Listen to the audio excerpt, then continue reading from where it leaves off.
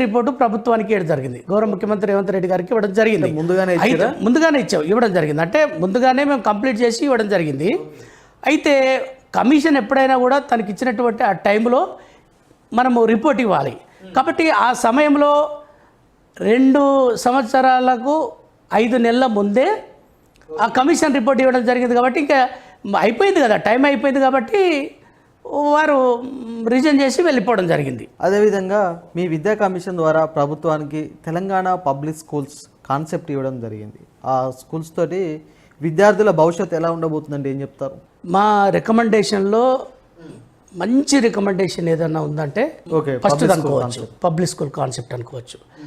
ఈ public school concept ఏంటంటే nursery to intermediate వరకు ఇంగ్లీష్ మీడియంతో కూడినటువంటి ఎడ్యుకేషన్ ఉంటుంది. ఇప్పుడు ఉన్నటువంటి జెడ్పిహెచ్ఎస్ స్కూళ్ళనే గవర్నమెంట్ స్కూళ్ళనే ఇది కొనసాగుతుంది అనమాట.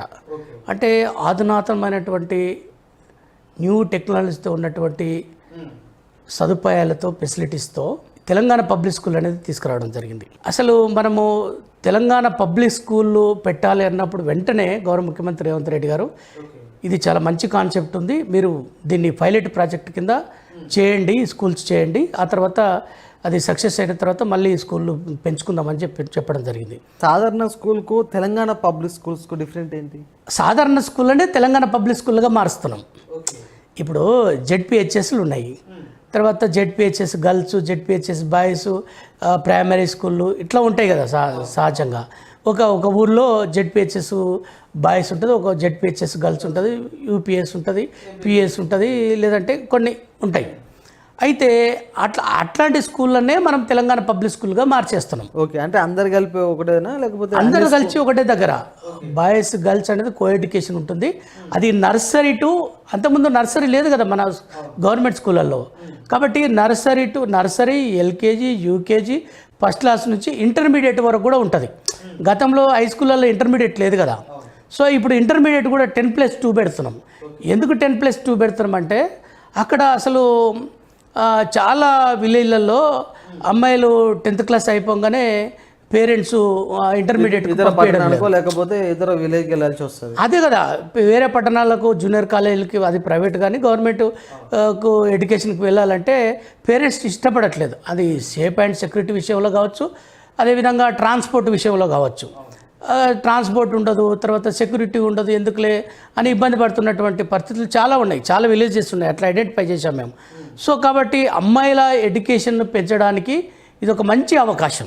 ప్రశ్న, గత ప్రభుత్వంలో కులాల వారీగా ఏర్పాటు చేసిన గురుకుల విద్యా వ్యవస్థలపై మీ అభిప్రాయం ఏంటంటే ఏం చెప్తారు? దాంట్లో ఏ కులానికి ఆ కులాన్ని పెట్టడం ద్వారా, ఎక్కువ పెంచడం ద్వారా చాలా విపరీతమైనటువంటి దుష్ప్రభావాలకు అది దారితీస్తుందని చెప్పేసి మా కమిషను అంటే అధ్యయనంలో తేలినటువంటి అంశంగా భావించవచ్చు.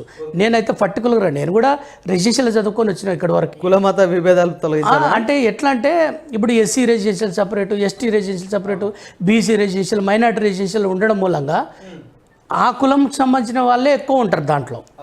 ఇప్పుడు బీసీలు అంటే బీసీలు ఎక్కువ ఉంటారు, ఎస్సీలు అంటే ఎస్సీలు ఎక్కువ ఉంటారు, 95%. అంటే ఈ గ్లోబల్ సమాజంలో, ఈ ప్రపంచీకరణలో ఎడ్యుకేషన్ అనేది కులాల వారీగా జరిగితే చాలా ప్రమాదకరమైనటువంటి పరిస్థితులకు వెళ్తుంది. అయితే కాబట్టి అట్లా కాకుండా ఇంటిగ్రేట్ కావాలి. అంటే ఆ రెసిడెన్షియల్స్ కూడా ఈరోజు ఏం కావాలని మాకు అర్థమైంది అని అంటే, మేము కమిషన్ రిపోర్ట్లు కూడా ఇవ్వడం జరిగింది.